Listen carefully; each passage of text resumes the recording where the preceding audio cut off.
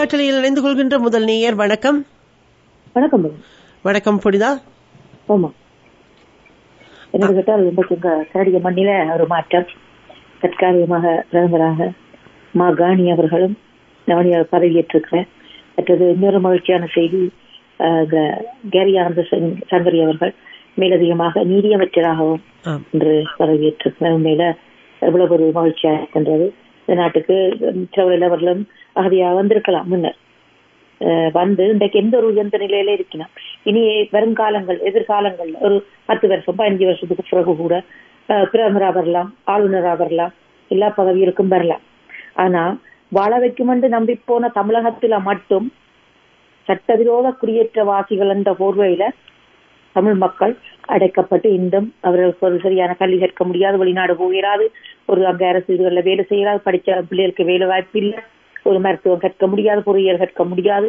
அப்படியான தடைகளோட ஒரு சட்டவிரோத குடியேற்றவாசிகளாக ஈழத்தமிழினம் அங்கு வந்து அவர்கள் உரிமைகள் மறுக்கப்பட்டு அவர்கள் ஒரு ஒரு சுதந்திரமற்றவர்களாக வாழ்ந்து கொண்டிருக்கிறார்கள். உண்மையில இங்கே நான் நினைக்கக்குள்ள இந்த நாட்டை காலம் எழும்பினா ஒவ்வொரு நாளும் விழுந்து கும்பிட வேணும், கும்பிட்டு கொண்டே இருக்க வேணும். ரெண்டாவது உண்மையில ஒரு நல்ல ஒரு நாடு இந்த நாட்டுக்கு நாங்கள் வந்திருக்கிறோம். எங்களுக்கு பிள்ளைங்கிற பிள்ளைகளையும் இந்த நாடு நல்ல மாதிரி தான் வாழ வைக்கும். பிள்ளைகளும் படிச்சு நல்ல இதற்கு வருகணும். அடுத்தது இந்த பொருளாதார நிலைதான் பகுதி. இப்ப இந்த வர்த்தக போரால நிறைய வேலை வாய்ப்புகள் இலக்கைக்குள்ள நிறைய சந்திக்க போன்றது மனதில் ஒரு ஆழமான ஒரு பயமாக இருக்கின்றது. பொருட்களும் விலையில் மாற்றங்கள் வந்து கொண்டிருக்கின்றது. ஒரு மேலும் ஒரு பயமாத்தான் இருக்கு இந்த நாட்டுல, உலகத்துல வாழ்றது. எல்லா இடமும் விலைதான், ஆனால் எங்களுக்கும் ஒரு பாரிய பாதிப்பை ஏற்படுத்தும், அதால பயமா இருக்கு. அடுத்தது வந்து தாயத்துல பாருங்க, என்று கேட்டா சிங்களவன் சிங்களவனாத்தான் இருக்கிறார், நாங்கள் தமிழனா இல்லை என்று கேட்டால் எங்களுக்கு அவ்வளவு சூடு சுடனா இருந்திருந்தால் 2009 எங்களை அப்படி அழிச்ச சிங்களவனுக்கு நாங்கள் போய் தேர்தல்ல நின்று கொடி பிடிச்சு அவர் நல்லவர், அவர் கையால சாப்பிடுறார், சாப்பாடு கொண்டு சாப்பிடுறார், கையால சாப்பிடுறார், காலால சாப்பிடுறார், தலையால நடக்கிறார், தோளால புரள்றார் என்று சொல்லி அப்பா மாதிரி, தாத்தா மாதிரி, அங்கிள் மாதிரி, மென்மையான மாதிரி சார் என்று சிங்களவனுக்கு, எங்களை அழிச்ச சிங்களவனுக்கு நாங்கள் மகள முடிச்சு விட்டுறோம். ரெண்டு கேட்டா ஒருத்தர் சொல்ற ஒரு நாள் வந்து கவர்மெண்ட் ரொம்ப பிடிக்குமா அவர் தன்னை நண்பரா ரெண்டு சொன்னால் யோசிச்சு பாருங்க. ஆனா சிங்களவன் சொல்ல இல்லை அப்படிங்கிற ரெண்டு கேட்டால் இன்றைக்கு அந்த ஜேபி கிளர்ச்சி காலத்துல பதனி ஒரு 10,000க்கு மேற்பட்ட சிங்கள இளைஞர்கள் படுகொலை செய்யப்பட்டார்கள். அந்த பட்டர் இப்ப வந்து அந்த பெரிய ஒரு பேசு பொருளாக இருக்கிறது. அந்த அல் ஜசீரா நேர்காணலுக்கு ரணிலுக்கு ஒரு பெரிய ஒரு தலைவலியை கொடுத்திருக்கு. அது எந்த அளவுல உண்மையா வருமானம் எனக்கு தெரியல. அந்த இளைஞர்களை கொண்டு வந்து பட்டில அந்த சித்திரவதை முகாமில சித்திரவதை செய்து கொண்டது. உண்மையில அது ஏற்றுக்கொள்ள முடியாது. அது மிக மோசமான ஒரு செயல். அந்த இளைஞர்கள் எப்படி செத்தார்ன்றது எங்களுக்கும் சில அந்த சுற்றி வளைப்புகள்ல ராணுவம் சொல்லி உங்களுக்கு தெரியுமா, ஜெயிப்புன்னு சொன்னா குடும்பத்தோடைய கொலை செய்த நாங்கள் உங்களை எல்லாம் விட்டு வைப்போமான்னு கேட்டோம். நேர துவக்க வச்சு கொண்டு நேர கேட்டது எங்களை தெரியுமா உங்களுக்கு ஜெயிப்புக்கு நடந்த என்னாண்டு குடும்பமா கொலை செய்த நாங்கள். அப்ப வந்து அதை விட மோசமான சித்திரவதை கூடங்கள்ல தமிழன் பெண்கள் ஆண்கள் சித்திரவதைப்பட்டு இலங்கை முழுவதும் தமிழன் உடல் புதைக்கப்பட்டிருக்குது. ஒரு இடம் இல்லை, பல இடங்கள். இப்ப என்னன்னு கேட்டால் பட்டிலாந்த மட்டும் சிங்கள மக்களுக்கு நடந்ததில்லை, தமிழ் மக்களுக்கு இலங்கை முழுக்க நடந்திருக்கு சித்திரவதை கூடங்கள். அந்த திருவோணமலை நேவிக்குள்ள சித்திரவதை கூடம் அது. என்று கேட்டால் முந்தி அந்த சுற்றி வளைப்புகள் நடக்கின்ற போது அந்த நிலாவளி மூதூர் பங்காளி பக்கங்கள் கைது செய்து அந்த ஹெலிகாப்டர்ல கொண்டு வந்து அந்த நேவிக்கு தான் இறக்குவார்கள். அப்ப அந்த வேலை செய்கிறார்கள் சொல்லிடும் காக்கிற கைது மேல உடுப்பொன்றும் இல்லை, கையெல்லாம் கட்டி கொண்டு போனவங்க உள்ளுக்குள்ளேன்னு சொல்லி அப்ப அங்க கொண்டே பல ஆயிரக்கணக்கான அந்த 11 இளைஞர்கள் என்று சொல்கின்றார்கள். 11 இளைஞர்கள் அல்ல, பல ஆயிரக்கணக்கான இளைஞர்கள் திருகோணமலை கன்ஸ்பை சித்திரவதை கூடத்துக்கு கொலை செய்யப்பட்டு கடல்களில் வீசப்பட்டிருக்கின்றார்கள். அது மட்டுமல்ல, கோட்டைக்குள்ள சித்திரவதை கூடம் கைது செய்து கொண்டு போனவர்கள் புலிகளுக்கு உதவியவர்கள், புலிகள் சந்தேகத்துல. அதே போல திருகோணமலை பிளாண்டிங் பாயிண்ட்ல வந்து அங்கேயும் பெரிய ஒரு தொட்டி மாதிரி கட்டி வச்சிருந்தவங்க அந்த கைது செய்யப்பட்டு சந்தேகத்துல கொண்டு வந்த ஆக்கள் சுற்றுலாப்பக்கள்ல அடிச்சு போட்டு குறஈரோட அந்த தொட்டிக்குள்ள போட்டு கொளுத்தினவங்க கொளுத்திருக்காங்க. என்ற சகோதரனுக்கு அந்த ஒரு கைது செய்து கொண்டு போய் என்ற ஒரு சகோதரனுக்கு அதை ஏற்றி அதை நின்றுதான் பார்க்கணும். ஏற்றி காட்டினவங்களாம் என்னென்னு தெரியுமா, ஒட்டி பேர் படிவா இறங்கிவா சொல்றோம். நான் கண்டு ஒரு நாள் நாங்கள் அந்த கோயிலுக்கு கொண்டு போறோம். நாங்கள் வதனி போயிட்டு வரைக்குள்ள அந்த அந்த நாங்கள் முதல் வர்ற பாதை மாதிரி மற்ற பாதையிலாம் பெண் பிள்ளைகள் ஒரு 8-10 பேர் போவோம். இப்ப முடிஞ்சு வரைக்குள்ள மேல கொஞ்சம் பாதுகாப்பு சொல்றது மேலாதான் வருவோம். இப்ப வந்து நாங்கள் ஏறைக்குள்ள அந்த பிளானிங் பாயிண்ட் அந்த அவங்களோட அந்த கேம்படியை நாங்கள் எதிர்கொண்டுதான் வேற வேணும். அப்ப அந்த அவங்களோட மெலசல கூட அடியில இரத்த கரைகள். அப்ப பார்த்துட்டு நான் அப்படியே நடுங்கி பறிக்க பொட்டிருக்கிட்டால் என்ன நடுக்க வாங்குற ஏரியா போகும் நடுக்க திரும்பி பாருங்க பார்த்தா அவ்வளவு விளங்கு இல்லை. நான் சொன்னா அதெல்லாம் இரத்த கராட்டாக்கு கொலை செய்திருக்காங்க போய் ஆக்கலான்னு சொல்லி. அப்ப எத்தனை தமிழனை கொண்டு கொலை செய்திருப்பாங்க. சிங்கள மக்களுக்கு நீதி வேணும் என்று சொன்னால் நீதி வழங்க போறோம். பார்லிமெண்ட்ல கொண்டு வந்து அந்த பட்ல அந்த விசாரணை அறிக்கையை கொடுக்குற சிங்களம் இந்த தமிழனுக்கு நடந்த கிட்டத்தட்ட 2 லட்சம் தமிழனை சிங்களம் கொலை செய்திருக்கு. இவ்வளவு காலமும் நடந்த யுத்தங்கள்ல 77-78 ஆண்டில இருந்து 2009 வரையும் 2 லட்சம் தமிழனை கொலை செய்திருக்கு. அந்த கொலைக்கான நீதியை சிங்களம் பெற்று தருமா? பெற்று தர்றதுக்கு எங்கட இனத்துல எத்தனை பேர்? அந்த தமிழ் தேசிய மக்கள் முன்னணியை தவிர மற்ற எந்த ஒரு கட்சியும் உண்மையாக அந்த இனத்துக்காக உழைத்ததாக இல்லை. இப்போது நேற்று அந்த ராமலிங்கம் சந்திரசேகரன் கூறுகின்றார், நாங்கள் 17 இடங்களையும் கைப்பற்றி வெற்றி பெறுவோம் என்று சொல்றான். சிங்களவனுக்கு இந்த துணிவை கொடுத்தது யாரு? நீங்கள் ஜனாதிபதி தேர்தலுக்கு வாக்களிச்சீங்கள், பாராளுமன்ற தேர்தலுக்கு வாக்களிச்சு 3 பேரை எம்பியா கொண்டு கொண்டு அந்த துணிவுதான் பதினி சிங்களவன் இந்த ஆட்டமா. நல்லது.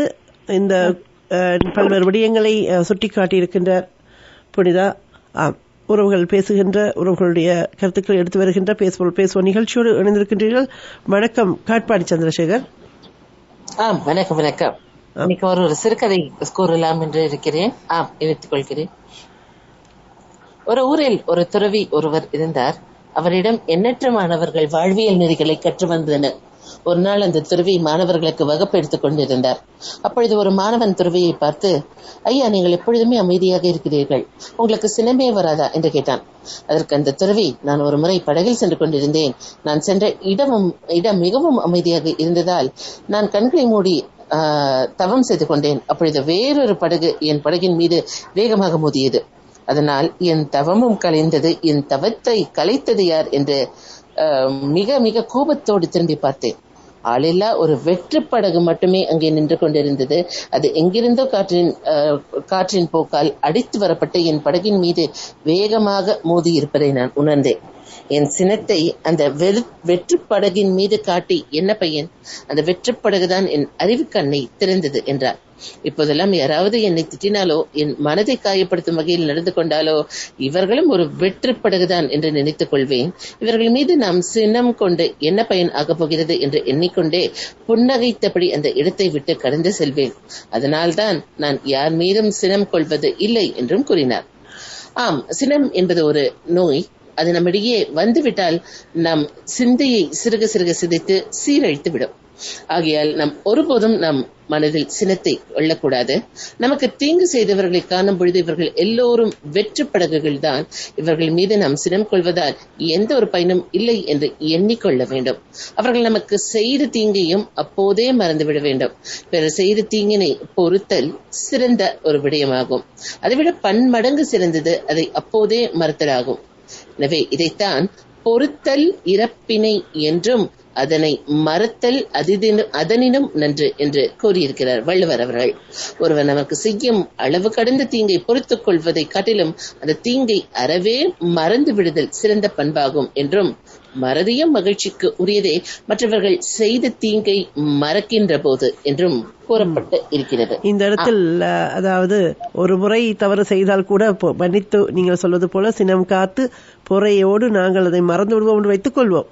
ஆனால் ஒரு தொடர்ச்சியாக ஒரு தவறுகள் நடக்கும் பொழுது தட்டி காக்காத தவறுகள் தான் தொடர்கின்ற பொழுதுதான் அது பேரழிவுகளை உண்டு பண்ணுகின்றன. எனவே அந்த இடத்தில் சினம் காத்தலை கடந்து தட்டி கேட்க வேண்டும் என்பது ஒரு தேவை. நாங்கள் பொறுத்து போவது எல்லா தவறையும் பொறுத்து போவது என்பது அதுவும் தவறை நாங்கள் அனுமதிப்பது போல தட்டி கேட்காத தவறுகள் தொடரும் இல்லையா? எனவே நாங்கள் முட்டாமல் விலகி போவது என்பது எங்களை உதாரணமா அழுக்கு இருக்கு பாதையில், அது எங்கள் படாமல் நாங்கள் விலகி போகலாம், அது தன்னலம். ஆனால் அதை தூக்கி போடுவது அல்லது அதை அகற்றுவது பொதுநலம் இல்லையா? ஆமாம் சரி, ஆமாம், அதுபோல்தான் தவறுகளும். நன்றி உங்களுக்கு. ஆமாம், நன்றி நன்றி, வணக்கம். வணக்கம். வணக்கம் சோதனை. வணக்கம் ரதிதேவி. நானும் ஒரு கதை தான் சொல்ல வந்திருக்கிறேன். இது எங்கட வீட்டுல எங்களுக்கு சொல்லி தந்தது ஒரு மாதிரி. ஆனா சீனாவில் இந்த மொழியை கதையை இப்படி பாட்டி வடசுட்ட கதை என்ன தெரிஞ்ச கதை என்ன, அது சீனாவில் சொல்லி கொடுத்த முறை நீங்க கேள்விப்பட்ட. அதாவது உழைத்து வாழ், ஏமாற்றி பிழைக்காதே, இந்த திருடுவது, தவறு, ஏமாற்றுவது போன்ற விடயங்களை அவர்கள் அப்படி சொல்லிக் கொடுக்காமல் மாற்றி சொல்லிக் கொடுத்திருக்கிறார்கள். ஆமாம், எங்களில் நாங்கள் படிச்சது பசித்த காகம் திருடியது, திருடிய காக்காவை நரிய மாற்றியது, புகழில் மயங்கியதோ காக்கா கிடைத்த உணவை கை நழுவ விட்டது. இதுதான் நாம் படித்தது. ஆனா சீனாவில் ஒரு காக்காவுக்கு பசித்தது. அதை வடை சுட்டு கொண்டிருந்த பாட்டி அருகில் போய், பாட்டி எனக்கு பசிக்கிறது, ஒரு வடை கொடுப்பாயா என்று கேட்டது. அது நேர்மை. பாட்டி சொன்னால், காக்கா ஈரவர்களை வச்சு வடையை சுட்டெடுக்க முடியாமல் ரொம்ப கஷ்டப்படுகிறேன், நீ கொஞ்சம் பொறுமையாயிரு, நான் சுட்டெடுத்த உடனே உனக்கு தருகிறேன் என்றது. அந்த வடையை சுட்டெடுக்க பாட்டி படும் பாட்டை காக்கா பார்த்தது. உடனே யோசித்தது, நான் வசிக்கும் காடுகளில்தான் நிறைய மரங்கள் இருக்கிறதே, அங்கே காய்ந்த சுள்ளிகளும் கிடைக்கும், அதை எடுத்து வந்து பாட்டிக்கு கொடுத்துதவினால் என்ன என யோசித்த காக்கா பறந்து சென்று சுள்ளிகளை கொண்டு வந்து பாட்டியின் அருகில் போட்டது. இங்கே தன் பசி நீங்க வடை தருவதாக சொன்ன பாட்டிக்கு நந்திக்கடனாய் உதவும் குணம் வந்தது, மனிதநேயம். பாட்டியோ காக்கா கொடுத்த சுள்ளியை வைத்து மிக சுலபமாக வடையை சுட்டு முடித்தது. ஆனால் தனக்கு உதவிய காக்காவுக்கு வடை கொடுக்க பாட்டி மறந்து விட்டாள். முதலாளித்துவம் முளைத்து விட்டது. தன்னை கவனியாழ்ந்த பாட்டியை காக்கா கோபமாக பார்த்து, ஏ பாட்டி, என் உழைப்புக்குரிய கூலியை கொடு என்று சற்று குரல் ஏற்றி காக்கா பாட்டியை அதட்டியது. அது தொழிலாளர் உரிமை. பாட்டி காக்காவை சமாளிக்க முடியாமல் மன்னிப்பு கேட்டுவிட்டு வடையை கொடுத்தது. காக்கா கிடைத்த வடையை தூக்கி கொண்டு மரத்தில் போய் அமர்ந்தது. அந்த வழியால் வந்த நரி காக்கா வாயில் வடை இருக்க கண்டு அதை ஏமாற்றி பறிக்க எண்ணியது. காக்கா, நீ அழகான பறவை, நன்றாக பாடுவாய், எங்கே ஒரு பாட்டு பாடு என்றது. காகமும் புகழுக்கு அடிமையாகி வாயில் இருந்த வடையை மறந்து பாட வாயை திறந்தது. உடனே வடை கீழே விழவு நரி எடுத்துக்கொண்டு ஓடியது. நரியின் ஏமாத்து அந்த காக்கா விழிப்பு கொண்டது. உடனே தன்னினத்தை அழைத்து காகா என்று கத்தியது. அது கேட்ட காக கூட்டம் வந்து சேர்ந்தது. ஜூனியன் காக்காவின் நிலையை உணர்ந்து அதை ஏமாற்றி அதன் உழைப்பை திருடிய நரியை எல்லாம் சேர்ந்து கலைத்து கொத்தி சாகடித்தது. திருட்டுக்கு தண்டனை. அப்படிதான் இந்த சிறப்பாக அந்த கதையை கூட இவ்வளவு ஒரு என்னண்டா ஒரு சிறு வயதிலேயே நாங்கள் குழந்தைகளுக்கு சொல்கின்ற இந்த தந்திர கதைகளோ அறிவூட்டல் கதைகளிலும் நேர்மறை சிந்தனைகளும் நல்ல சிந்தனைகளையும் நாங்கள் கொடுக்கின்ற வகையில் அந்த கதைகள் சொல்லப்பட வேண்டும். ஏமாற்று, களவு, பொய், பித்தலாட்டம் அல்லது தந்திரம் என்ற பெயரில் மற்றவர்களுக்கு குழி பறிப்பது, பழி வாங்குவது போன்ற விடயங்கள் சிலவற்றை நாங்கள் கதைகூடாக சொல்லும் பொழுது ஆழமாக அவர்கள் மனங்களில் பதிகின்றது. அருமை, நல்ல சுட்டிக்காட்டு. நன்றி. வணக்கம். வணக்கம். வணக்கம். காற்றலையில் வணக்கம். ஆண்டன் கேட்கிறேன். ஆண்டன். ஆம், நலமா ஆண்டன்? நலமா இருக்கிறேன். என்னுடைய ஒரு கேள்வி உண்டு. கேள்வி என்னுடைய என்ன சொல்றது பதிவு ஒரு பதிவு. நான் ஒரு தமிழ் அங்காடிக்கு சென்றிருந்தேன். அங்க வந்து நிக்க இந்த போன முறை நடந்த திருவள்ளி அந்த நிகழ்வினுடைய ஏற்பாட்டாளர்கள் ஒரு கடையில வந்து இந்த முறையும் தங்களுக்கு அந்த கடையை போடுறதுக்கும் அந்த அனுமதியை கேட்டு கொண்டு இருந்தார்கள் அந்த கடைக்காரர்கிட்ட. அப்ப அந்த கடை உரிமையாளர் சொன்னார், போன முறையே அது குழப்பகரத்துல முடிஞ்சது, நீங்கள் ஒட்டுமொட்டமான ஒரு பிள்ளையான பாதையில போனபடியா அது போன முறை இடையில குழம்பிட்டுது, அந்த நேரம் நீங்க வாங்கின காசையும் திருப்பி தெரியல, அதால இந்த முறை நாங்க கொஞ்சம் யோசிச்சு சொல்லுவோம் சொல்லி அவர்கள் எனக்கு முன்னுக்கு சொன்னார்கள். இல்ல இந்த முறையெல்லாம் நாங்க கதைச்சிட்டோம், எல்லாம் ஓகே காசை புக் பண்ண சொன்னேன். இப்ப நீங்க காசை வேணா முற்பதிவு செய்யுங்க, நீங்க அரைவாசி காசு இருந்தா தெரியண்டு. அப்ப அந்த கடைக்காராலோட என்னத்தை கேட்டாரு, என்ன பார்த்து கேட்டாரு, என்ன இது நிலப்பாடு. இப்ப எனக்கு உண்மையா இப்ப இந்த முறை அவர்கள் உடன்பாட்டுக்கு வந்தார்களா அல்லது அவர்கள் அதே இலங்கை அரசாங்கத்தோட இமாலய பிறந்த அந்த ஒப்பந்தத்துல இருந்து கொண்டும் போர்க்குற்றம் நடக்கையில சர்வதேச விசாரணை தேர்தலில் அப்படி என்ன நிலப்பாடுல இருக்கணும். இந்த இடத்துல தான் நாங்கள் நீங்கள் ஊடகங்களூடாக அறிவதை விட நீங்கள் மக்கள் ஊடகங்களாக புலனாய்வு அல்லது தகவல் திரட்டல், உண்மைகளை அறிதல் என்பவற்றில் விழிப்பாக இருக்க வேண்டும். இப்பொழுது உங்களுக்கு பாருங்கள், உங்களுக்கே தெரியும், ஒரு செய்தி வந்தது, இமாலய பிரகடனம் எவ்வளவு ஒரு தமிழினத்துக்கு செய்த இரண்டகம். அந்த பிரகடனத்துக்கு பரிகாரமாக அல்லது அதை மீள பெற்றோம் என்ற எங்கேயும் செய்தி வந்ததா? இந்த வகையிலும் வரவில்லை. அப்போ அங்கே எங்கு தவறு சரி செய்யப்பட்டது என்ற ஒரு விடயத்தை நீங்கள் ஆராய்ந்து பாருங்கள். இல்ல அது எங்களை விளங்குது. இப்ப நான் என்ன சொல்றேன்னா, இப்ப நாங்கள் போன முறை கடைசி 2 நாளும் ஒரு குறுகிய ஆக்கள்லாம் நின்று தேசிய கொடியை ஏந்த வண்ணம் அதை நாங்கள் 7 அளவுக்கு அதை புறக்கணிச்சு மக்களுக்கு செய்தியை சொல்லி நாங்கள் நீங்கள் திருவிழா நிகழ்ச்சிகள் அங்கே எதிர்ப்பு வந்த பொழுது பெருந்திரளான கடல் போல வந்தார்கள். பேருந்து 2 நாள் வந்தது மக்கள். அதன் பின்பு கட்டுக்கடங்கவில்லை, பேராறு மாதிரி காட்டாறு மாதிரி. இந்த முறை நாங்கள் அந்த தேசிய கொடியோட போய் அப்படி ஒரு நிலைமையை கொண்டு வராம நாங்கள் முன்கூட்டியே மக்களை விழிப்புணர்வுகளை ஏற்படுத்தி உண்மையை இந்த இடத்தில் ஏற்பாட்டாளர்கள் தான் சிந்திக்க வேண்டும். தாங்கள் மக்களுக்கு உண்மையாக இருக்கும் பொழுதுதான் மக்கள் ஏற்றுக்கொள்வார்கள். அவர்கள் எப்பயுமே மக்களை ஏமாற்றக்கூடியவங்க ஏமாத்தி கொண்டு தான் இருக்க. அதுக்குதான் அவர்கள் இப்ப இந்த இடத்தில் உங்களுக்கு இன்னொரு செய்தியை சொல்கின்றேன். அந்த வர்த்தகர்கள் ஒன்று கூடி அவர்கள் ஒரு கூட்டாக இயங்குகிறார்கள். எனவே அவர்களுக்கு தெரியும் எது செய்ய வேண்டும் என்று நான் நினைக்கின்றேன். ஏனென்றால் அவர்கள் வர்த்தகர்கள் உறுதியாக தான் இருக்கிறார்கள். நான் அதை சொல்லல. இல்லை, நாங்கள் இதில் ஊடகமாக நாங்கள் ஒரு கருத்து சொல்ல மாட்டோம். ஆனால் அந்த பாதிக்கப்பட்ட வர்த்தகர்கள் ஏற்கனவே இங்கே போராடி கொண்டிருக்கிறார்கள், வழக்குகள் என்றெல்லாம் சென்ற வண்ணம் இருக்கின்றது. அந்த சூழலில் அவர்கள் என்ன செய்ய வேண்டும் என்பதை அவர்கள் செய்வார்கள். இவர்கள் என்ன செய்ய வேண்டுமோ இவர்கள் செய்வார்கள். மக்கள் எப்படி தெளிவடையணும், வெளிப்படையணும், என்ன செய்யணும், இப்படி அதாவது தங்களுக்கு அநீதி நிகழும் பொழுது அவர்கள் மக்கள் போராடுவார்கள். மக்களோடு ஊடகம் நிற்கும் இல்லையா? நான் என்ன சொல்றேன்டா, இப்பயே நாங்கள் எங்கட மக்களை தயார்படுத்தி கொண்டு போயிட்டா கடைசி நேரம் நாங்கள் கஷ்டப்படுத்தவில்லை. ஏன்னா இப்ப எங்களை அழிக்கிறவன் நிறைய திட்டத்தை ஆரம்பத்திலிருந்து போட்டுக்கொண்டே இருப்பான், அது எங்களுக்கு தெரியாது. சரி, கேட்டுக்கொண்டிருக்கிறவர்கள் ஏதேனும் நிச்சயமாக அந்த விழிப்புணர்வை பெற்றிருப்பார்கள். நன்றி நன்றி நன்றி. காற்றலையில் உறவுகளுடைய கருத்துக்களை எடுத்து வருகின்ற பேசுவோம். வணக்கம். வணக்கம் எடிசன். வணக்கம் சேனிகா.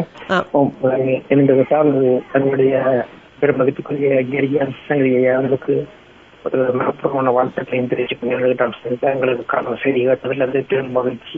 அதுவும் 3 துறையில பொறுப்பேற்றிருக்கிறார்கள். அவங்களுடைய ஆளுமைத்தன்மைன்றது இவ்வளவு காலம் புரிஞ்சிருந்த ஆளுமைத்தன்மைகள் எல்லாம் எல்லா தமிழர்களுக்கும் அந்த ஆளுமைத்தன்மை வழியில் ஓன்றணும். தமிழர்கள் எந்தெந்த நாட்டில் இருக்கின்றார்களோ அந்த ஆளுமைத்தன்மைன்றது எல்லா இடத்துலையும் கொண்டு அது இலங்கையில் ஒரு பிறந்த சாதாரண மனிதனாவது பிறந்த இங்க ஒரு அகதி குடிமுறையாக இன்றைக்கு தமிழர்களே வாழ வச்சு கொண்டிருக்கிற நாட்டில் இன்றைக்கு 3 துறையிலும் எங்களுக்கு ஒரு பெருமை கொண்டிருக்கிறது. ஐயா எங்க இருந்தாலும் ஒரு ஆரோக்கியம் குடும்பத்தில் சிறப்பாக வாழ்வதற்கு திறன் படைச்சிருக்கும் உறவினர்க்கா அவர் இந்த என்ன சொல்றது நீதித்துறை மற்றது முதலின மக்களுக்கான அமைச்சர் பெருமை. இந்த இளைஞர் அரசாங்கம் அவர்களுக்கு ஒரு நம்பிக்கையிலே தராத அரசாங்கத்தை கொண்டு தமிழர் நீதித்துறையில ஒரு ஜனநாயகமான நாடுகள் அந்த பொறுப்பை ஏற்படுத்தாலும் மிக்க மகிழ்ச்சி அளிக்கிறது. ஒரு முன்னுதாரணமாக வச்சுக்கொண்டு இந்த ஜனநாயகமான நாடுகள இருக்கிறார்கள். எந்தெந்த துறையில தமிழர்கள் பிரபலத்துக்கு அந்த துறைகளுக்கு அப்பு உண்டு, ஆண்களும் பெண்களும் உண்டு. அவங்களுக்கு ஒரு நல்ல அரசியல் தீர்வை எங்களுக்கு கிடைக்கிறதுக்கு நன்றி. வணக்கம். நன்றி. ஆமாம், அந்த வகையில் இன்றைய நாளில் எங்களுடைய கனடாவின் 24வது பிரதமராக மாகாணி பதவியேற்றிருக்கின்ற செய்தியும் அதிகாரப்பூர்வமாக பதவியேற்றிருக்கின்றார். அதேபோல் கரி ஆனந்த சங்கரி இந்த minister of justice and attorney general என்று சொல்லி இந்த பதவி பெற்றிருக்கின்றார். அதற்கும் நாங்கள் வாழ்த்துக்களை சொல்லிக்கொள்வோம். இணைந்திருக்கின்ற அடுத்த உறவு. வணக்கம். வணக்கம் சிவவதனி. சோமசுந்தரம் ஐயா. வணக்கம். முதற்கண் நீங்கள் தொட்டி தந்த விஷயம்தான் பெருமையாக இருக்கிறது. ஒரு தாயகத்தில் அதுவும் யாழ்ப்பாணம் மண்ணில் பிறந்த ஒருவர் கனடா நாட்டின் நீதி அமைச்சராக பொறுப்பேற்றிருப்பது எல்லோருக்கும் பெருமை தரக்கூடிய விஷயம். அதற்கு எங்களுடைய பாராட்டுக்களை தமிழ் மக்களாக நாங்கள் எல்லோரும் தெரிவிக்க வேண்டியது நமக்கான தார்மீக பொறுப்பு என்பதை தெரிவித்துக் கொண்டு, அடுத்தது இப்படி பல இன்னும் விரிவடக்கூடிய சாத்தியக்கூறுகளை நாங்களே ஏற்படுத்திக் கொள்ள வேண்டும். கணிசமான அளவு மக்கள் இந்த நாட்டிலே தமிழ் மக்கள் வாழ்கிறார்கள். ஆகவே அவர்களுக்கும் தாங்கள் தனியே என் வீடு என் வாழ்க்கை என்று இல்லாமல் இப்படியான முறையிலே வெளிக்கலக்கங்களும் அரசியலுக்கும் நுழைந்து அதற்கு நல்ல நல்ல பதவிகளை ஏற்று எங்கள் நாட்டுக்கும் மண்ணுக்கும் தேசிய தலைவரால் உருவாக்கப்பட்ட நம் மக்கள் நாங்கள் என்பதனையும் பறைசாற்றக்கூடிய முறையிலே எங்களோட பயணங்கள் தொடர வேண்டும் என்பதனை இந்த சந்தர்ப்பத்திலே தெரிவித்துக் கொண்டு என்னென்று சொல்லிச்சனா சிவதனி இதுல இந்த கடந்த 10 நாட்களுக்கு முன்பாக வர 19ஆம் தேதி தான் அந்த 14 நாள் ரிமாண்ட் இன்றைக்கு கூட அந்த ஒரு யூடியூபருக்கு வழக்கு போடப்பட்டது. அந்த அந்த அந்த பெண் பிள்ளைகளோட அணுகின முறைப்பிள்ளை அந்த வார்த்தை பிரிவங்கள் தவறு என்று பல கோணங்கள்ல வழக்குகள் தாக்கல் செய்யப்பட்டிருந்தாலும் கூட இன்றைக்கு ஒரு மோஷன் போட்டு அந்த வழக்கை முன்னுக்கு எடுத்து பணி எடுக்கலாம் என்று முயற்சி செய்யப்பட்டது. ஆனால் நீதவான் 10 சட்டத்தரணிமார் அந்த மல்லாகன் நீதிமன்றத்திலே ஆஜராக இருந்த பொழுதும் கூட அந்த பிணை மறக்கப்பட்டிருக்கிறது. இந்த இதுல இருந்து என்ன இதுல முக்கியமான சொல்ல வந்த என்னன்னு சொல்லிச்சுன்னா அது நீதிமன்றத்தின் வழக்கில் இருக்கிற நீதிமன்றம் முடிவெடுக்கட்டும். இன்றைக்கு அவற்ற சகோதரன் ஒரு ஆள் சுமர் என்ற நபர் உண்மையிலேயே அந்த அந்த தனது தம்பிக்காரனுக்கு அந்த அவரை நியாயப்படுத்தியோ இல்லாட்டி அவரைக்கு ஒரு வக்காலத்து வாங்குற மாதிரி ஒரு கதை என்னன்னு சொல்ல தம்பி கடந்த அதாவது இலங்கையின் சுதந்திர தினத்தில சிங்க கொடியை அதாவது தேசிய கொடியை பிடித்ததன் காரணமாக பழிவாங்கப்பட்ட எங்க சொல்றாங்க என்று சொல்லிச்சுன்னா சிங்கள அரசை அந்த நீதித்துறைக்கு ஏற்பட்டு தேசிய கொடியை ஒரு புனிதமான கொடியை பிடிச்சத அதுக்காகத்தான் பழிவாங்கினா அப்ப தேசிய கொடியை தமிழ் மக்களாக வெறுக்கிறார்கள் என்ற ஒரு பார்வைக்கு அந்த மக்களை கொண்டு சென்று அந்த மடமாத்திர வேலை செய்கிற அந்த கவனத்தனமான செயல்கள் இப்ப தம்பி இவ்வளவு தூரத்துக்கு மறியலுக்கு இருக்கிறான், ஏதோ ஒரு விதத்துல சிக்கப்பட்டிருக்கான், அவரை விடுவிக்க வேண்டும் என்பதற்கு அப்பால அந்த தாங்கள் அதாவது அரச ஒரு தேசிய கொடி இலங்கை தேசிய கொடியை அவர் மிஸ்யூஸ் பண்ணி அதாவது மக்கள்கிட்ட முன்னுக்கு கொண்டு வந்து காட்டி பிறகு தான் அதுக்கு மன்னிப்பு கேட்க வச்சிருந்த தமிழ் மக்கள் இப்படியான முறையில இருக்கிற அந்த கபடத்தனத்தை கூட கையாளப்படுது. இதுதான் இந்த மிக வருத்தமான விஷயம். தவறுன்னு ஒப்புக்கொண்டு தவறை நாங்கள் தொடர்ந்து செய்யக்கூடாது, அதற்கு நீதிமன்றம் கொடுக்கிற தீர்ப்பை நாங்கள் ஏற்றுக்கொள்வோம் என்று பெருந்தன்மை இல்லாமல் மீண்டும் அந்த கபடத்தானத்தால தங்கண்ட பக்கத்தை நியாயத்தை செய்யற அந்த வேலையை நடக்குது. இதுகள் தான் சொல்லுவாங்க, ஒரு பொய் சொன்னா 10 பொய் சொல்ல வேணும்னா அதே மாதிரி தான் நிலைமை. அடுத்ததாக எங்கண்ட உள்ளூராட்சி தேர்தல் தொடர்பாக திருந்துவார்களா தமிழர் மன்னிக்கணும், தமிழர் திருந்தித்தான் இருக்கணும். ஆனா கனடா இப்ப நான் தமிழர் திருந்து வர கேட்டா கோவிப்பார். தமிழர்கள் வானிலையில் இருக்கிறேனா? தமிழர்கள் திருந்தித்தான் இருக்கிறேன். எங்கண்ட அந்த அரசியல்வாதிகள் இருக்கணுமல்லோ, திருந்தாத ஜென்மங்கள் என்றுமே திருந்தாது. ஏனென்றா இவர்கள் தான் அந்த நீ வா நாங்கள் உங்களை பாதை விலகி தாரம் கிளியர் பண்ணி தாரம் கிளியரன்ஸ், அதாவது என்ன சுத்திகரிக்கப்பட்ட இலங்கை ஒன்று இருக்கு. இப்ப எங்க தமிழ் அரசியல் தலைவர்களும் சிங்கள தேசம் உள்ளுக்கு வர்றதுக்கு உள்ளூராட்சி தேர்தலிலும் தமிழ் பிரதேசங்களை கைப்பற்றி இப்ப 17 உள்ளூராட்சி மன்றங்களையும் வடக்கில் கைப்பற்றுறதுக்கான அந்த ஏது நிலையை நாங்க கிளியர் பண்ணி தர்றோம், நீ வாதாம்பி உள்ளுக்கு வந்து நீயே எங்களை தமிழ் பிரதேசங்களை சிங்களமயமாக்க என்று சொல்லி எடுத்து கொடுக்கிற அந்த மிக கேவலமான வார்த்தைகளுக்கு அப்பால சென்று இதுக்கு பொது தேர்தல் ஜனாதிபதி தேர்தல் கற்றுக்கொண்ட பாடம், நாடாளுமன்ற தேர்தலில் கற்றுக்கொண்ட பாடம், இதுக்கு மேலே திருந்தாமல் இருக்கிறேன்டா. நீங்கள் ஒரு அருமையான கடந்த வாரம் இந்த வணக்கம் கனடா கூப்பிட்டு ஒரு கிளர்ச்சி மாவட்ட நாடாளுமன்ற உறுப்பினர் ஒரு கௌரவப்படுத்துற வகையாக இந்த வானிலைக்கு அழைத்து நியாயமான கேள்வியை நீங்க கேட்ட கேள்வி உண்மையிலே அதிசய கனர்ணமையா சொன்ன மாதிரி அற்புதமான கேள்விகள், அவத்தமான பதில்கள், அந்த வடிவா சொன்னார். அற்புதமான கேள்விகள், ஆரோக்கியமான கேள்விகள், அவத்தமான பதில்கள், இதைத்தான் சொன்னது. அப்ப அத என்ன செய்யணும், விவேத உண்மை முகங்கள் வெளிப்படுகின்றது. ஒரு சரியான முறையில் ஒரு கட்சியில முக்கிய பங்கு வகிக்கிறவன்டா வெட்டொன்று துண்டு செய்வது பிழைதான். நாங்கள் செய்கிறது நாங்கள் பாதைகள் புள்ளியாத்தான், நாங்கள் சீரமைத்துக் கொள்வோம், விரைவில் சீரமைத்துக் கொள்வோம். இதுகள் ஒன்றுமில்லை. மக்களை அந்த அரசியல்வாதி தமிழ் அரசியல்வாதிகளுக்கு மேலும் மேலும் காழ்ப்புணர்வையும் வெறுப்பையும் ஏற்படுத்தக்கூடிய பதில்களை மக்கள் வந்து சொல்லிக்கல மக்கள் திரும்ப இந்த தமிழ் கட்சியில நம்ப முடியாத ஒரு அந்த ஏதின் தோற்றுவித்துக் கொடுக்கிறார்கள் என்பதுதான் உண்மை. ஆகவே நாங்கள் எல்லாரும் முக்கியமான ஒரு விஷயம் என்று சொல்லிச்சுன்னா, எவ்வாறாயினும் இந்த கட்சிகள் நாங்கள் ஒற்றுமைப்பாடு எல்லாரையும் ஒன்று வாங்க, இங்க வந்திருங்க, சிங்களவனை உள்ளுக்கு வர விடக்கூடாது, தமிழ் மண்ணை சிங்களமயமாக்குறதுக்கான ஏதின் நீங்கள் ஏற்படுத்தி கொடுக்க கூடாதுன்னு சொல்லி ஏதேனும் ஒரு வகையில, ஆனால் இது சாத்தியமாக கூடிய நிலை உருவாவது மிகவும் கஷ்டம் செய்வதனை. ஏனென்று சொல்லிச்சுன்னா, எஜமானர்கள் வேறு யாரோ, இந்த பின்புலத்தில் இருந்து இவர்களுக்கு வழிநடத்துபவர் வேறவரோ, அது பெரிய ஆதிக்க சக்தி.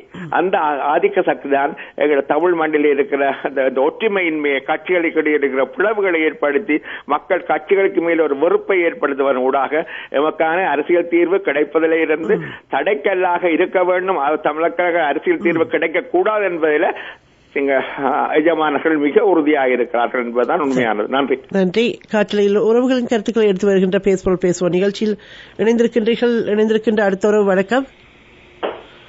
வணக்கம் தங்கச்சி, நான் குட்டி இருக்கேன். வணக்கம். எப்படி இருக்கீங்க? நாங்கள் நலம். நீங்க நலமா? நான்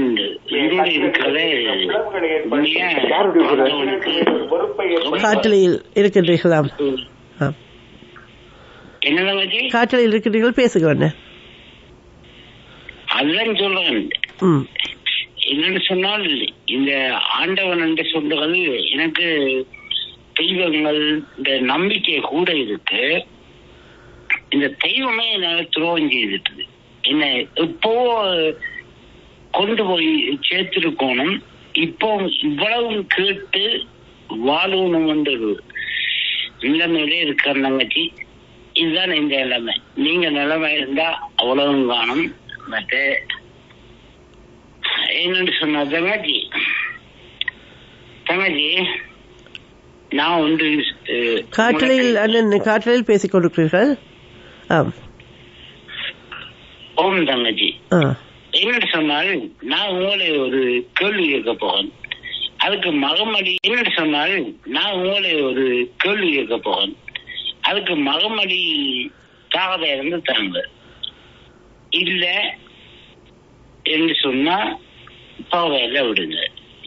தங்கச்சி, இவ்வளவு காலமும் எங்களை அழிச்சவனேன்னு தெரியாது, எவனாலே அழிக்கப்பட்டேன்னு தெரியாது என்று சொல்லி திரும்ப திரும்ப திரும்ப நீங்க இதே வசனங்களை தேடிக்கொண்டு போவது எனக்கு தங்கச்சி கொஞ்சம் மன வேதனையா இருக்கு.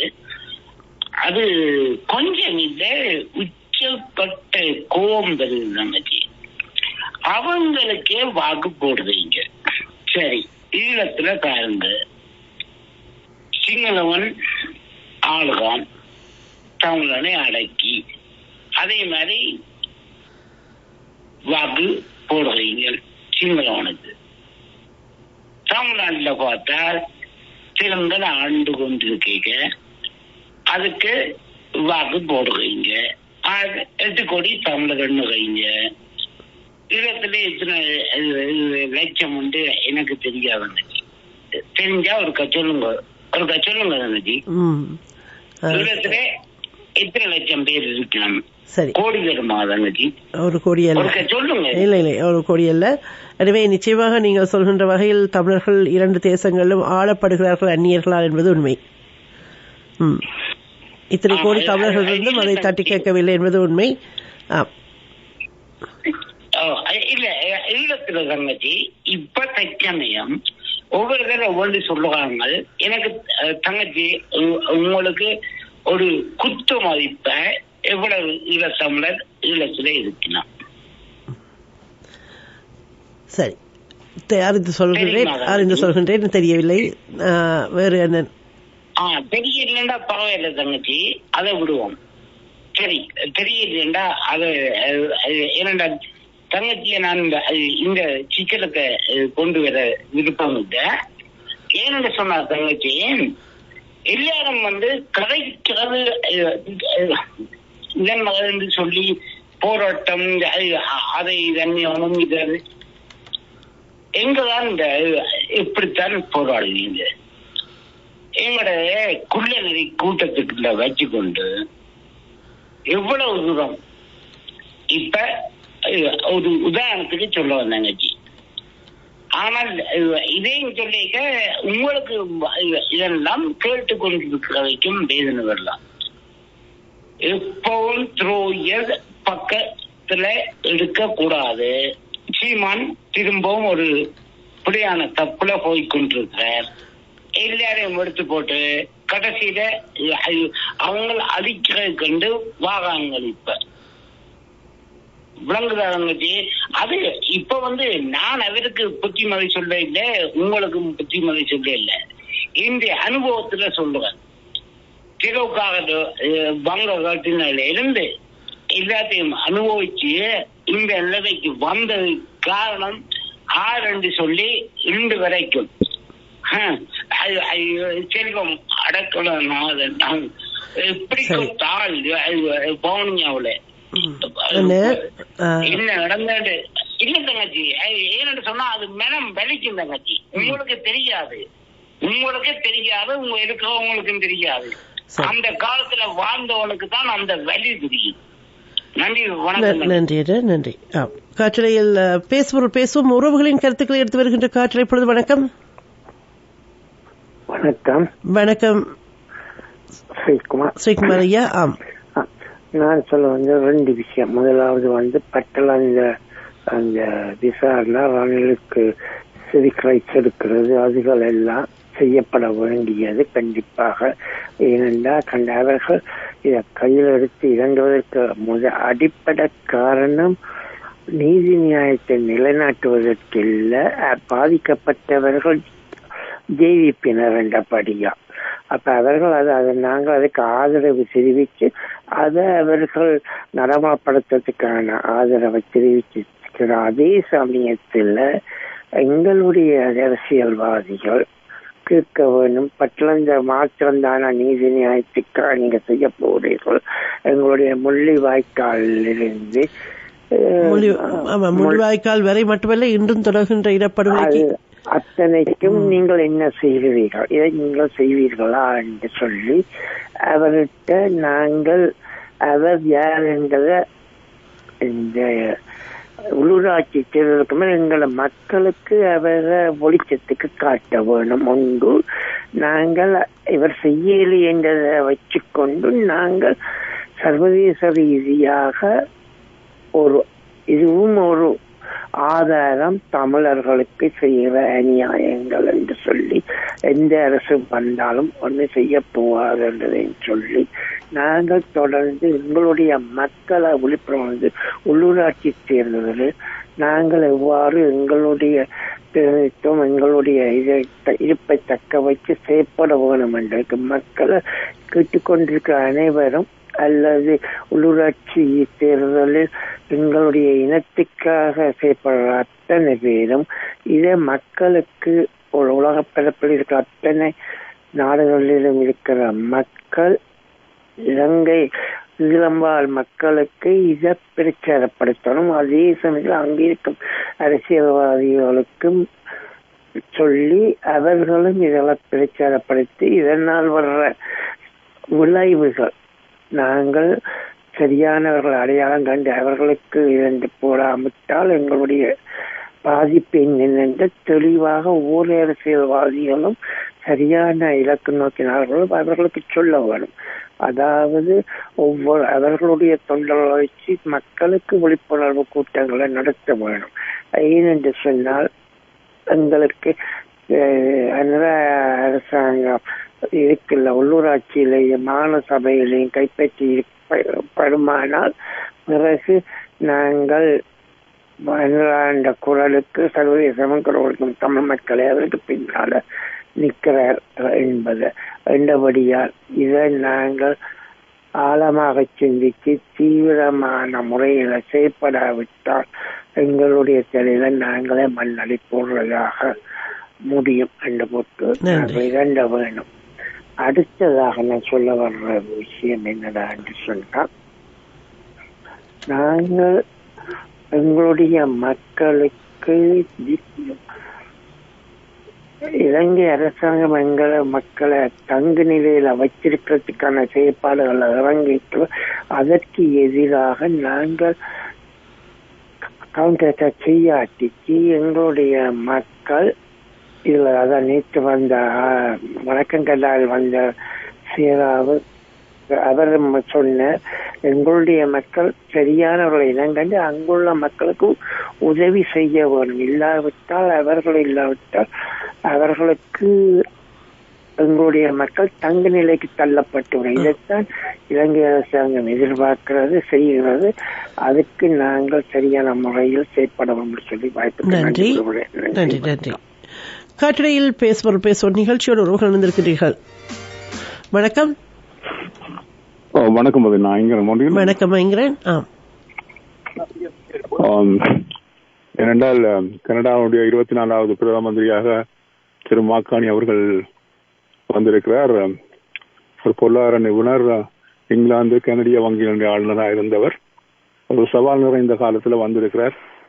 அவருக்கு இனஞ்சார்ந்த ஒரு வாழ்த்துக்களையும் தெரிவித்துக் கொண்டு திரு ஜஸ்டின் ட்ரூடோ அவர்கள் நீண்ட காலத்துக்கு இன்னும் இருந்திருக்கணும் நான் எதிர்பார்க்கிறேன். என்றால் குடிவரவாளர்களோடு நன்றாக பழகக்கூடியவர்.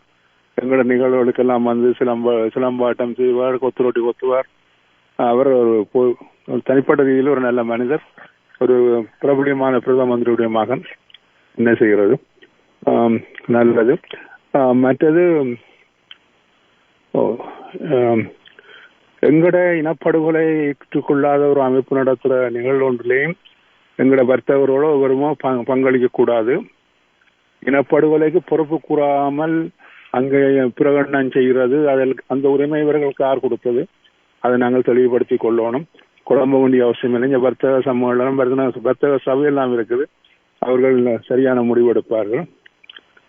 இந்த கனடிய ஆய்வறிக்கையின் அடிப்படையில் ஒவ்வொரு மாகாணத்திலையும் இங்கே இந்த டொமஸ்டிக் வயலன்ஸ், குடும்ப சச்சரவுகள் அதிகரித்து கொண்டு வருவதாக சொல்லப்படுகிறது. இங்கே குவைக்கு தான் அதில் முன்னிலை நிற்குது. பல்லின சமூகம் சார்ந்த விடயமா இருந்தாலும் நம்ம அவர்களிடம் அதுக்கு விதிவிலக்கல்ல. அந்த வகையில இதை பற்றி ஒருத்தருக்கும் புத்தி சொல்வது எங்களோட வேலையிலேயே நான் ஒரு விழிப்புணர்வு ஏற்படுத்தணும். அது ஏன் எப்படி உருவாகுறதுனாலே யார் பாதிக்கப்படுற, பிள்ளைகள் பாதிக்கப்படுகிறார்கள், பெண்கள் பாதிக்கப்படுகிறார்கள், இதை பற்றிய விழிப்புணர்வு அவர்களுக்கும் ஏற்படணும். அதையும் கவனித்துக் கொள்ள வேண்டும். மற்ற பிள்ளைகளை நாங்கள் வளர்க்கும் போது அவர்களுக்கு நல்ல நல்ல விடயங்களை சொல்லி வளர்க்கணும். அல்லாட்டி பிள்ளைகள் வெறும் படிப்பு மாத்திரம் பிள்ளைகளை உயர்ந்த நிலையை கொண்டுராது. பழக்க வழக்கங்கள் முக்கியம். அது சம்பந்தமாக ஒவ்வொரு விடயத்தையும் கவனித்துக் கொள்ள வேண்டும். பெற்றோர்கள் குறிப்பாக தாழ்வு மனப்பான்மை வராதபடி பார்த்துக் கொள்ளணும். இது ஒரு தாழ்வு மனப்பான்மைன்றது inferiority complex, low self esteem ஆங்கிலத்தில் சொல்லுவார்கள். இது பல காரணங்களால் வரும். சில மரபு ரீதியாகவும் வரக்கூடிய வாய்ப்பு இருக்கு. இதை அடையாளம் கண்டு அதை நாங்கள் நிவர்த்தி செய்யணும். அது சின்னவர்கள் மாத்திரமில்லை, பெரியவர்களுக்கும் அது இருக்குது. அடுத்தவனோட போட்டி ஓடணும், அடுத்தவனோட ஒப்பிட்டு பார்க்கணும். இப்படிப்பட்ட மன இயல்புகள் இருப்பது தாழ்வு மனப்பான்மையோட அடையாளம். ஒவ்வொருவரும் தனித்துவமானவர்கள். அந்த தனித்துவத்துக்கு இது ஒவ்வொருடையும் இருக்கு. படிப்போ படிப்பில்லையோ, கட்டியோ நெட்டியோ இதுவா இருந்தாலும் ஒவ்வொருத்தரும் தனித்துவமானவர்கள், சிறப்பம்சம் நிறைந்தவர்கள். அதை புரிந்து உளவியல் ரீதியான உதவி வேணும் என்றால் உங்களோட குடும்ப வைத்தியரோடு அணுகி அதை நீங்கள் அதுக்கான உதவிகளை நீங்க பெற்றுக்கொள்ளலாம். இந்த நாட்டில் சகல வசதிகளும் இந்த நாட்டில் இருக்குது. வேற நாங்கள் நாட்டை எடுத்து பார்த்தால் கடந்த வாரம் பழையில் ஒரு பாடசாலையில அங்கு கற்பிக்கும் ஒரு ஆசிரியை, அவருக்கு 55 வயது, நீண்ட காலமாக அவருக்கு பிள்ளை இல்லாமல் சேர்க்க முறையில கருத்தரித்து 55 வயதில் அவர் கருத்தரித்திருந்தவர். அங்குள்ள சக தலைமை ஆசிரியர்கள் தேவையில்லாமல் தவறான முறையில் அந்த ஆசிரியை கழித்து அவர் தன்னுடைய உயிரை மாய்த்து கொண்டார். அதுக்குரிய கடிதத்தையும் எழுதி போயிட்டு தான் அவர் உயிரை மாய்த்து கொண்டார். நான் காற்றில சொல்லக்கூடாது என்றாலும் நாங்கள் தெரிந்து கொள்ள வேண்டும். இந்த தலைமை ஆசிரியரும் சக ஆசிரியர்களும் உங்களுக்கு அங்க போனால் உங்களுக்கு வேலை பிள்ளைகளை படிப்பிக்கிறது.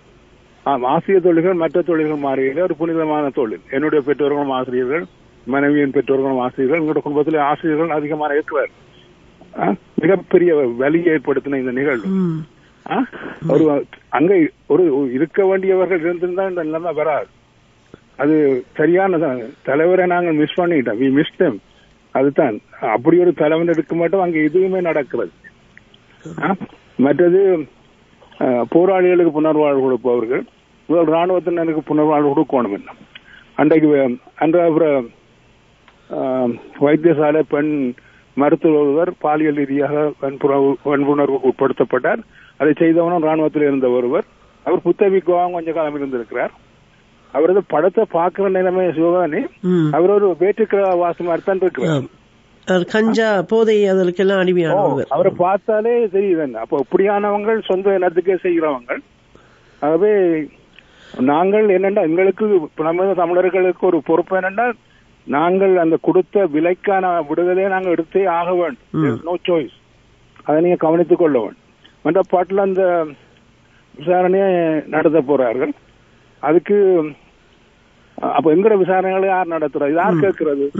மக்களால் தெரிவிக்கப்பட்டவர்கள் கேட்கணும். என்ன அப்ப அதை செய்ய மாட்டார்கள். அவங்க அனுராக்கு நாங்கள் காவடி எடுக்கிற நாங்கள் இதை கொஞ்சம் சிந்திக்கணுமே. அவர்கள் அதை செய்ய மாட்டார்கள். அந்த இனம் என்றொரு அந்த இனம் ஒரு வன்முறையை முதலீடா வைத்த இனம் உண்டு. அந்த இனத்திலிருந்து எதுவுமே நாங்க பெற்றுக்கொள்ள முடியாது. ஒன்று அந்த இனம் மாதிரி நாங்கள் மாறணும், அல்லாட்டி அந்த நாட்டிலேருந்து அழிந்து போகணும். அப்ப அப்படி ரெண்டுமே நாங்க செய்ய முடியாது. எங்களுக்கு தலைவன் வழிகாட்டியின் அடிப்படையில அதை நாங்கள் எப்படியும் நாங்கள் இந்த புலம்பெயர் தமிழர்களால் முடியும் அதை செய்து முடிக்க வேண்டும். மற்றது அதுதான் வேற நேர்களுக்கு ஒரு விடயம். சக நேர்களுக்கு ஒரு கலைஞர் வானொலியை விட்டு வெளியேறினால் அதை பற்றிய கேள்வி நீங்க கேட்கணும், நிர்வாகத்தை கேட்கணும், நிர்வாக தலைமையிட்ட கேட்கணும். சக கலைஞரை நீங்கள் வந்து கேட்கக்கூடாது. அது நாகரீகம் இல்லை. அவர் சொல்வதை வைத்து பிறகு நாங்கள் தேவையில்லாத பிரச்சனைகள் வரும். அது சிவானி உங்களுக்கும் சொல்லி கிடக்கு. அதை நீங்க நிர்வாகத்திடம் கேட்க சொல்லுங்க. பல காரணங்கள் இருக்கலாம். அதுல நாங்கள் காற்றலையில தெரிவிக்க வேண்டிய அவசியம் இல்லை. உங்களுக்கு எங்கெங்க கேட்கணுமோ அந்த இடத்துல நாங்கள் கேட்கணும். அதுதான் நல்லது, நாகரிகமா இருக்கும்னு நான் நம்புறேன். நன்றி. மீண்டும் சந்திப்போம். நன்றி. நன்றி. காற்றையில் பல்வேறு விடயங்களை உறவுகள் சொல்லியிருக்கின்றீர்கள்.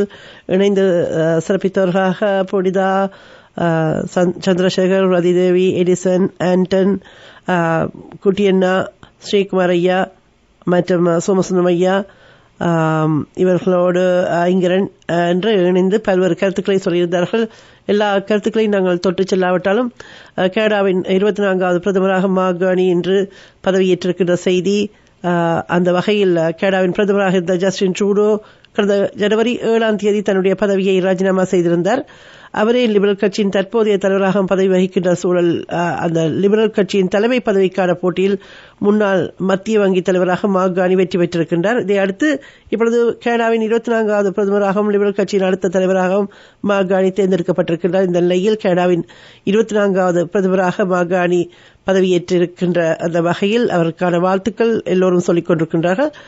நிதியமைச்சர் டொமினிக் லெப்லாங் மற்றும் வெளியுறவு அமைச்சர் மெலனி ஜாலி மற்றும் தொழில்துறை அமைச்சர் இப்படி எல்லா அமைச்சர்கள் போல் இப்பொழுது தமிழராக மேலதிக அமைச்சை பெற்றிருக்கின்றார் கரி ஆனந்த சங்கரி, நீதிக்கான அமைச்சு. அந்த வகையில் அவருக்கும் எங்கள் வாழ்த்துக்களை சொல்லிக் கொள்கின்றோம் என்று சொல்லிக்கொண்டு அடுத்து இங்கே பல்வேறு விடயங்கள் சொல்லப்பட்டன.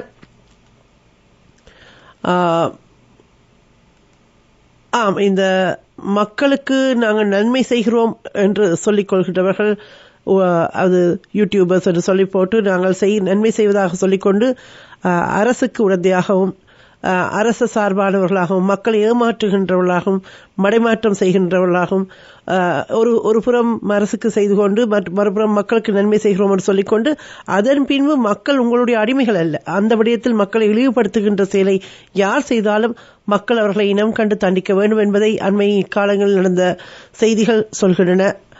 இதே போல் இப்பொழுது சில பேசாத விடயங்கள், மூதூர் போலீஸ் பிரிவில் உள்ள தாகா நகர் பகுதியில் உள்ள வீடொன்றில் அக்கா தங்கை சகோதரிகள் 2 வெட்டி படுகொலை செய்யப்பட்டிருக்கின்றார்கள் என்ற செய்தி இன்றைய நாள் செய்தி.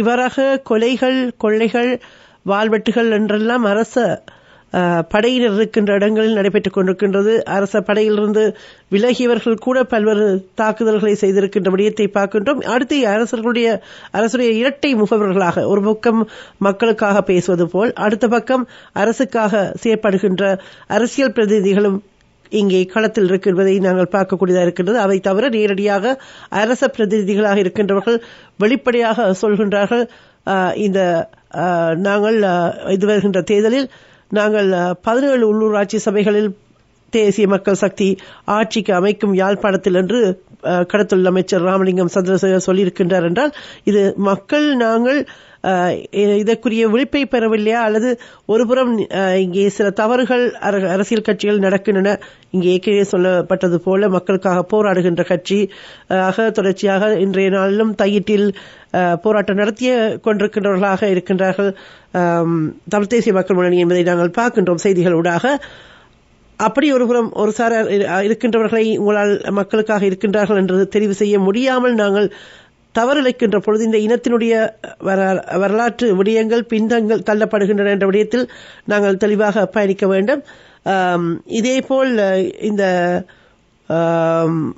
இன்னும் இந்த விடயத்தில் ஸ்ரீலங்கா அரசுக்கு நாங்கள் இந்த போராட்டங்கள் ஊடாக சொல்ல விரும்புவது, இந்த போராட்டங்கள் இன்னும் பலமடையும். இந்த காணிகள் விடுவிக்கப்பட்டு உரிய மக்களுக்கு இந்த காணிகள் திரும்ப வழங்கப்படாமல் இருக்கிற வரைக்கும் இந்த போராட்டங்கள் இன்னும் பலமடையும். இதுக்கு பின்னால ஒட்டுமொத்த இனமும் அணி திரளும் என்ற ஒரு செய்தியை நாங்கள் தொடர்ந்தும் கொடுக்கணும். அது மட்டும்தான் இந்த மாற்றங்களை ஏற்படுத்தும். இந்த பாதிக்கப்பட்ட மக்களுக்கு குரல் கொடுக்கிறதுக்கும் ஒரு துணையாக நின்று அவர்களோடு தோளுக்கு தோள் நின்று போராடுறதுக்கு இங்கு வந்திருக்கின்ற அனைத்து மக்களுக்கும் இந்த தையிட்டி போராட்டம் கடந்த முறையும் ஒவ்வொரு பௌர்ணமியிலும் நடக்கின்றது. சட்டவிரோத விகாரை தமிழர்களுடைய நிலத்தில் நடக்கின்ற கட்டப்பட்ட விகாரை, அந்த விடயத்தில் மக்கள் ஒருவர் இருவர் ஐவர் என்று போராடி கொண்டிருந்த பொழுது அதனை பின்பு சில வகையில் அச்சுறுத்தும் பாணியில் போன முறையும் அது நடந்தது. இந்த முறையும் சட்டவிரோத விகாரைக்கு எதிராக போராடுகின்றவர்களை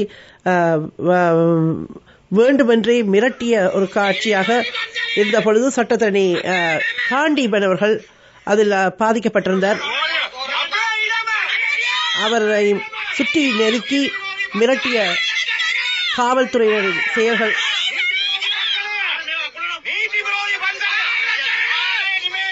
எனவே இந்த காவல்துறையின் இந்த செயற்பாடுகளால் மறுநாள் குழந்தைகள், பெரியவர்கள், மூத்தோர்கள், அந்நியர்கள், கால் இயலாதவர்கள் என்றெல்லாம் திரண்டிருந்த காட்சியை பார்க்கின்றோம். இங்கே அடக்குமுறையின் தொடர்ச்சியில் மக்கள் கிளந்தழுவர் என்பதை நாங்கள் பார்க்கின்றோம். தளல் வீரத்தில் பிஞ்சென்றும் மூப்பென்றும் இல்லை என்று சொன்ன அந்த வீர வரிகளை நாங்கள் பார்க்கின்றோம். இவற்றைத்தான் நாங்கள் பார்க்கக்கூடியதாக இருந்தது தையிட்டி தமிழர் நிலத்தில் நடந்த விகாரை சிக்கலில். இதில் தொடர்ச்சியாக எங்களுக்கு குரல் கொடுக்கின்றவர்களை நாங்கள் பார்க்கின்றோம். இந்த இடத்தில் தமிழர்களுடைய நிலங்கள் பறிபோகும் பொழுதும் சரி, அரசியல் கைதிகள் விடுதலை செய்யவில்லை என்ற விடயத்திலும் சரி, சிங்கள ஆக்கிரமிப்புகள் தொடர்கின்ற பொழுதும் சரி, நாங்கள் தெரிவு செய்கின்ற பிரதிநிதிகள் அது யாராக இருக்கட்டும், இந்த தமிழ் தேசிய மக்கள் சக்தி பிரதிநிதியாக இருக்கட்டும், அல்லது அண்மை காலத்தில் சுழர்கள் நேற்று பெய்த மழைக்கு முளைத்த காளான் என்று வந்த இங்கே பல ஆட்டம் காட்டுகின்ற இரட்டை வேடம் போடுகின்ற அரசுக்கு சார்பாக இயங்கிக் கொண்டு ஒருபுறம் தலைவர் மாவீரர் என்று பேசுகின்ற பித்தலாட்ட செயற்பாட்டாளர்கள் பிரதிநிதிகளாக இருக்கின்ற யூடியூப் விடயங்களை பார்க்கலாம். இவ்வாறான ஒவ்வொரு விடயத்திலும் நாங்கள் மக்கள் தெளிவாக இருக்க வேண்டும். மக்களுக்கான தெளிவூட்டலை தொடர்ச்சியாக ஊடகங்கள் மட்டுமல்ல, மக்களே ஊடகங்களாக இருந்து சொல்லிக் கொண்டிருக்கின்றார்கள். இந்த இடத்தில் மக்கள் தெளிவுறாவிட்டால் நாங்கள் இன்னும் பல்வேறு பின்னடைவுகளை சந்திக்க வேண்டி வரும். இனி பின்னடைவு சந்தித்தால் இது தாங்காது என்பதை நாங்கள் இது இன்றைய போராட்டத்தில் நடைபெற்றது. தையிட்டில்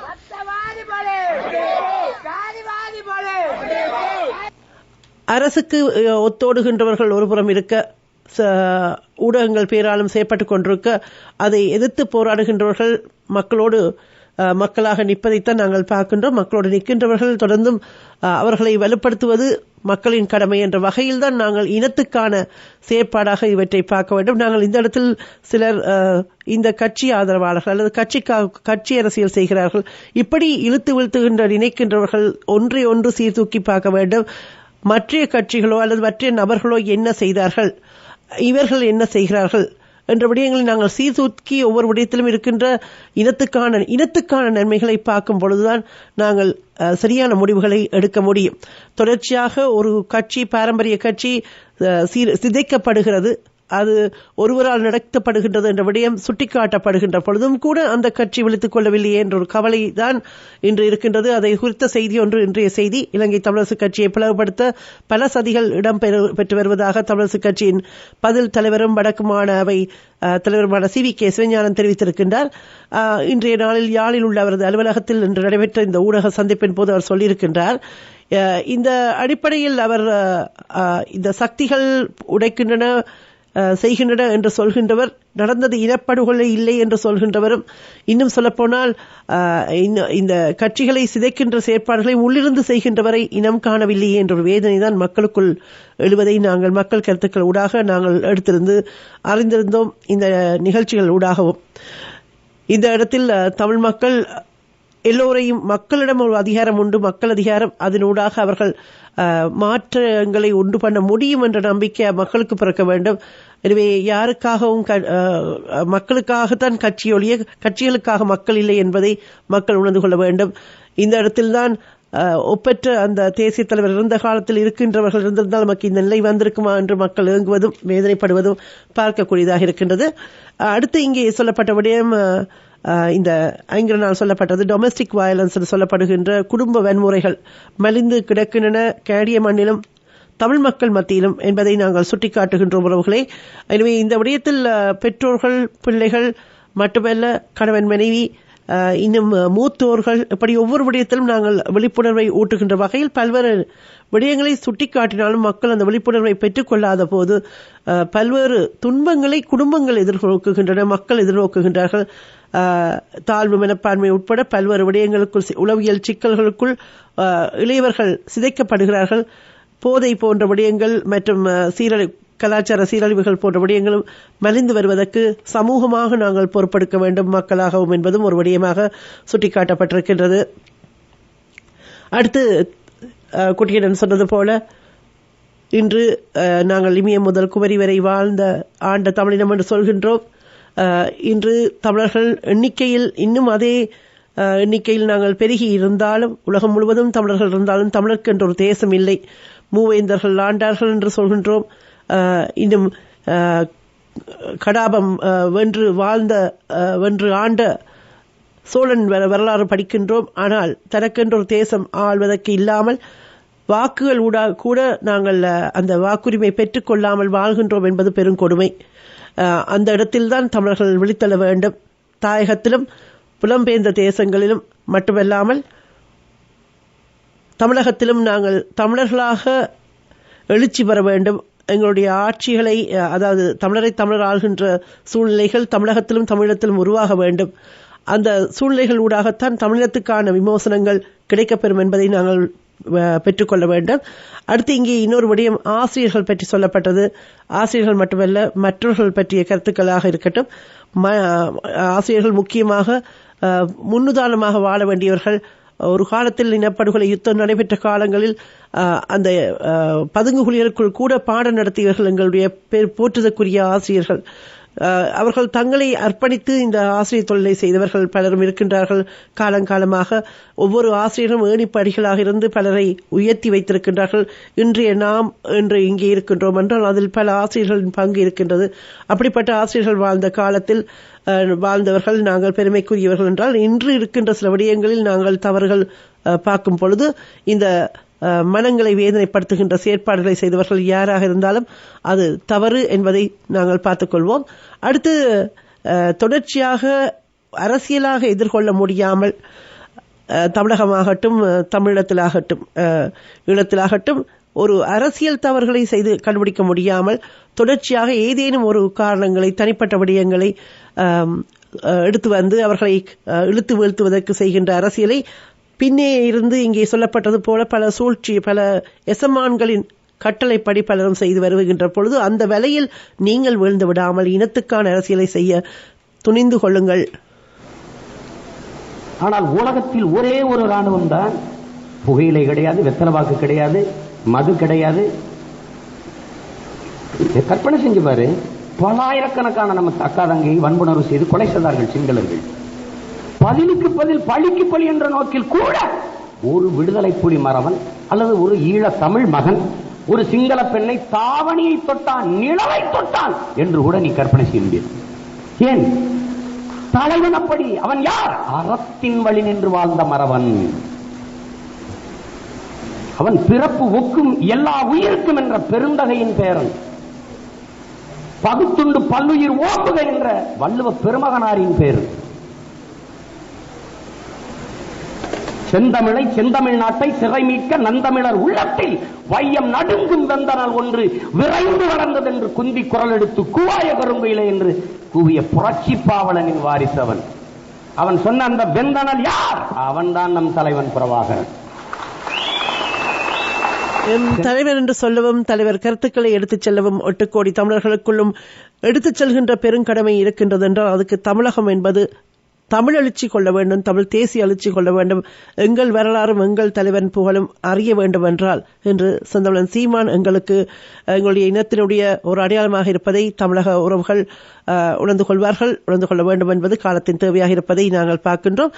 எங்களுக்கான கருத்துக்களை யார் சொன்னாலும் அவர்களை நாங்கள் தட்டி கொடுக்க வேண்டும், அவர்களுடைய அந்த பணிக்கு நாங்கள் உறுதுணையாக இருக்க வேண்டும். இன்றைய காலத்தில் 2009க்கு பின்பு சொல்கின்றவர் ஒருவராக அல்லது ஒரு கட்சியாக அல்லது ஒரு தமிழ் தேசிய உணர்வாளர்களாக தொடர்ச்சியாக செய்யப்பட்டு வருகின்றவர்களாக அச்சமின்றி செய்யப்படுகின்றவர்களாக இருப்பதை இவர் நாம் தமிழர் கட்சியினுடைய தொண்டர்கள் இதற்காக சிறையும் பல்வேறு அவதூறுகளும் பல்வேறு விடயங்களும் எதிர்கொள்வதை நாங்கள் பார்க்கக்கூடியதாக இருக்கின்றோம். அந்த வகையில் இந்த நாளிலும் பல்வேறு சவால்களை வழக்குகளாக அதாவது 14 ஆண்டுகளுக்கு முன்னே அவருடைய தனிப்பட்ட விடயங்கள் கூட அகழ்ந்தெடுக்கப்பட்டு வீட்டுக்குள் கூட தாக்குதல் நடத்தப்பட்டு இவை யாவும் இந்த மொழிக்காக ஒருவர் குரல் கொடுக்கின்றார் என்று என்கின்ற பொழுது நடக்கின்றவை. இதே போல்தான் தாயகத்திலும் இத்தனை நோய்கள் எல்லாவற்றிலும் கடந்து நின்று இந்த இனத்துக்காக போராட வேண்டும் என்று வந்து நிற்கின்றவர் மீது கஜேந்திரகுமார் மீது கல்லறிவதை நாங்கள் பார்க்கின்றோம். சரி, எப்பொருள் யார் வைக்கப்பினும் அப்பொருள் மெய்ப்பொருள் காண்பது அறிவு. மக்களுக்கு 2 வெளிகள் முகத்திரண்டு இருக்கின்றது என்றால் 3ஆம் கண் ஒன்று உண்டு, அது அகத்துக்கண். அதைத்தான் முன்னைய தமிழர்கள் சமயங்களில் சொல்லி வைத்தார்கள் நெற்றிக்கண் என்று. நெற்றிக்கண் என்பது நெற்றியில் இருக்கின்ற கண் அல்ல, அது உங்கள் சித்தத்தில் இருக்கின்ற கண். அதை நீங்கள் சிந்தையூடாக விழி திறந்து அதில் இருக்கின்ற உண்மையை அறிவதுதான் உண்மையான ஞானம் என்ற விடயம் என்பதை சொல்லி